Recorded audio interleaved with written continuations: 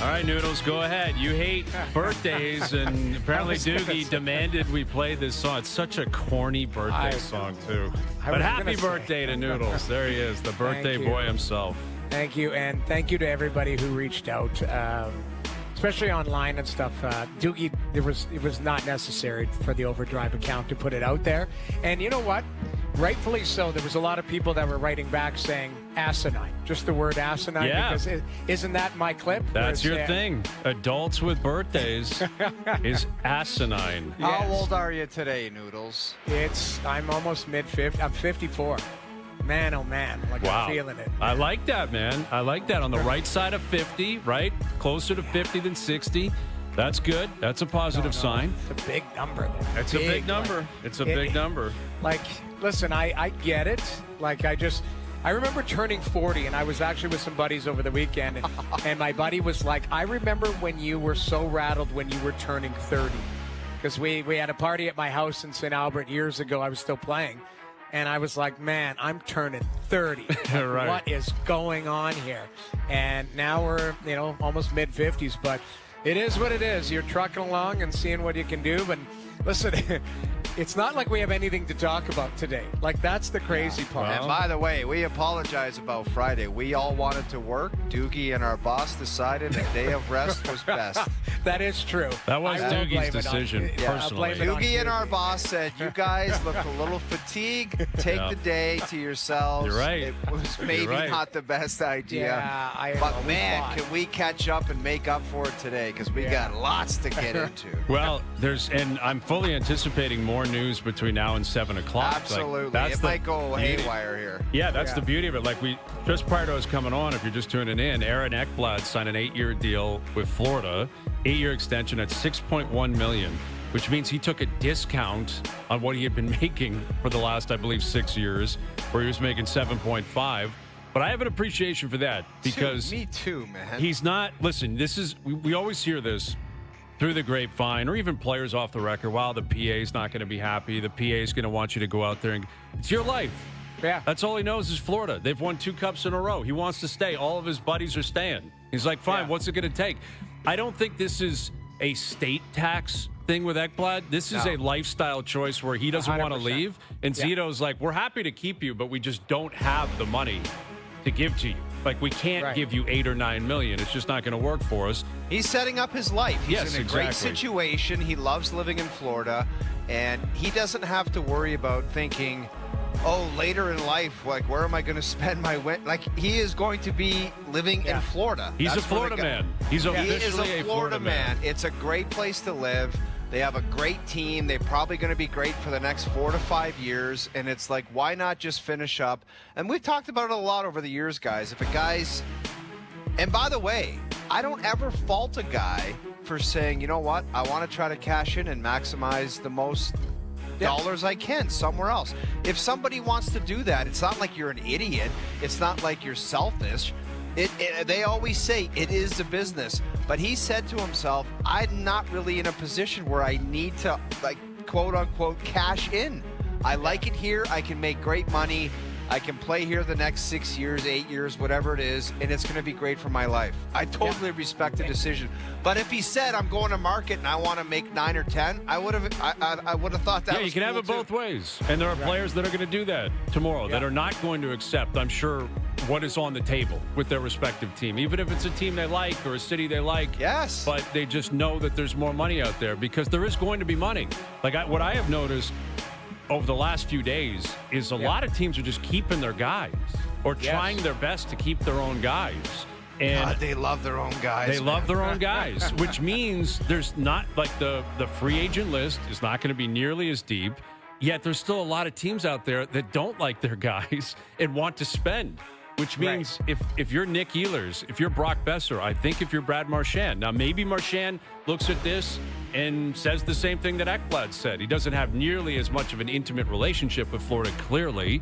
But maybe he's like, this is where I want to retire the rest of my life. And I can get a 4 or 5 year deal. They'll stretch it out. I can get the pot of gold that I'm looking for. I can win, and everything's good. That might happen between now and tomorrow at noon. I wouldn't be surprised.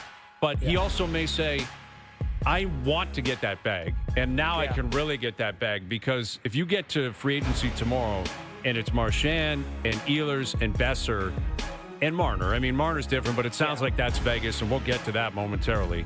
But if it's the three of them, and they're basically saying, you show me the money, they're going to get a lot of money. Like the three of those guys are going to get paid. Think about the names you just said to promote tomorrow. Marchand, obviously a big name. Ehlers and Besser. But at least they played on Canadian teams, Dude, and the whole country knows man. who they are. Like, I get it. I understand that. And Marner's big. But Marner might be a sign and trade between now and midnight tonight. Yeah. Like Man, there's just some weird rumors about that Marner situation where it's like, and I don't know the reports. I don't dive too deep into them, but oh yeah, they might make this deal. Then the next tweet is, oh, there's tampering. They want to screw that. It kind of goes back and forth where it's like they want to trade for this guy. This guy might be coming to Toronto. Then the next one is they're going to try to screw these guys, and this has been going on for a long time. It's weird, the contrasting tweets between the Marner, Toronto, Vegas connection. I've got to be honest. You can't tell me that tomorrow at noon will be the first time that Mitch Marner knows that Las Vegas would be interested in him. My Right? God. We all know that, right? Like but there is a layer of respect. There is a layer, how do you define tampering? Again, that is is it his friend's brother's uncle or the agent's friend, but had a conversation or whatever. If there is proof, flat out proof of tampering, then yes, you have to look at it. But I think the league is small. Everybody talks to each other. There's all sorts of, Darren Ferris doesn't just represent Mitch Marner. He represents a lot of high-profile players. There's conversations. Vegas has players out there. So, it would be interesting to see if they're looking at tampering, then, the level of it or what was going on. But ultimately, we'll see. If there's a trade or sign and trade, then they're looking at. But I think a sign and trade is only 8 years, isn't it? Unless it's Jamie, just Yeah, it's an everybody 8-year deal. asks Yeah, me. exactly. What everybody asks me at the grocery store or the golf course is, if he's like all hot and heavy for Vegas now, like wasn't there a deal in place for Vegas like last year or something? Well, Like, so these are the reports. Again, these are all just reports, but the belief was that the Leafs were pushing for Shea Theodore, and Vegas wasn't interested in that naturally. And if you're Vegas, you're looking at it saying, why would I give up Theodore for Marner when I can wait a year and get him as a free agent? Exactly. But this is where, I don't see how you're going to find a smoking gun in tampering. Like, unless Brad Treliving is going mission impossible here and was tapping phones, or the league was tapping phones, or, I don't know. I mean, maybe the league can ask for the phones of McCrimmon and everyone in Vegas. They're not getting the agents. They're not getting the players. The players are like, we're not doing that. So I don't know how you could ever figure this out. And again, I think Leaf fans, anyone pretending as if this hasn't happened everywhere else, it has. Like, it's not just Mitch Marner. There's no way to control it anywhere around. Everyone's calling around. You don't think, wink, wink, nudge, nudge, the Leafs had an idea that John Tavares might have become a free agent 7 years ago? I think they probably had an idea. So it happens all the time. But I think what would bother the Leafs, I guess, and bother Leaf fans is the idea that last year it was in Marner's head, I'm going to Vegas. So then it was like all year was just, I'm buying my time and I'm getting to Vegas, because that takes on a different complexion. I think that's what bothered people in Long Island about Tavares. Yeah, not that he didn't work hard and play hard. That's what they want to do. That, like, he had interest saying, when my tenure's over in Toronto and it's going to be Vegas after that, what is so bad about that, Hayes? Well, there's nothing wrong with that. Now, it does bring into question, where was your head at all season?